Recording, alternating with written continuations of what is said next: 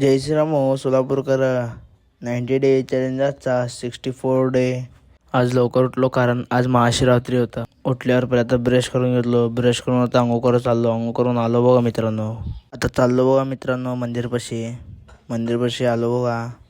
येऊन कसं घातलं बघा लुंगी. मला तर बांधायला नाही आलं. एक मामा बांधलं होतं लुंगी. तर पूजा केलो बघा. पूजा कसं झालं कमेंटमध्ये नक्की सांगा. पूजा करून तर चाललो बघा. घरी येऊन कपडे बदललो बघा. चाललो बघा आमच्या भावाच्या हॉटेलपाशी.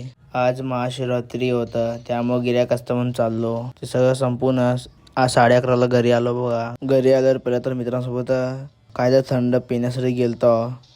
आल्यावर दुकानापाशी पहिलं तर दोघं पिऊनच घेतले तर मी पण पिऊन घेतलो. पिऊन तिथनं निघालो बघा. पिऊन सीधा घरी येऊन झोपलो बघा. झोपून उठल्यावर सीधा ब्लॉग संध्याकाळी चालू केलो. संध्याकाळी मी सगळेजण गिल्ली आणण्यासाठी गेलतो. गिल्ली आणून घेऊन आलो बघा.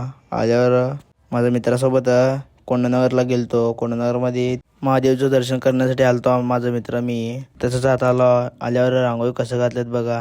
अजून तिथून दर्शन घेऊन चाललो आम्ही दोघं मित्र. बाहेर आल्यावर प्रसाद घेण्यासाठी चाललो होतो. इथं पुढं आल्यावर मूर्ती बघा किती मोठा आहे. प्रसाद घेतला बघा. प्रसाद घेऊन चाललो आम्ही दोघं. बाहेर चाललो होतो. बाहेर आलो बघा. गाडी काढून तिथनं महाराजांची रॅली चालली होती. ते रॅली बघून तिथनं गाडीवर चाललो आम्ही दोघं मित्र. आता कुठं म्हणजे स्मशानभूमीमध्ये चाललो होतो. तिथं दर्शन करण्यासाठी शंकरांचं. तिथं दर्शन करण्यासाठी चाललो होतो. आत आलो बघा जंगलात. कसं आहे अंधारा पूर्ण. आलो बघा दर्शन करून तिथनं थोडं आत फिरून येऊ म्हणलो होतो. आत आल्यावर आमच्या मित्राचं फाटलेच बघा.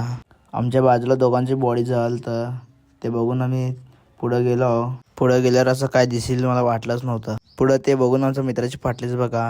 बघितलं तर झाडापाशी काय तर हलतं. बघितलं पुढं गेल्यावर कुत्रं होतं. हे बघितल्यावर आमच्या मनाला शांत भेटलं बघा. ते बघून सगळं बाहेर आलो. बाहेर आल्यावर गाडी काढलो बघा. गाडी काढून चाललो होता घरी जाताना माझा मित्र म्हणला काय तर थंड पिऊ म्हणून. तिथं काय तर थंड पिऊन घरी आलो. आजचा ब्लॉग एवढाच. ब्लॉग आवडल्यास लाईक फॉलो शेअर कमेंट नक्की करा. धन्यवाद.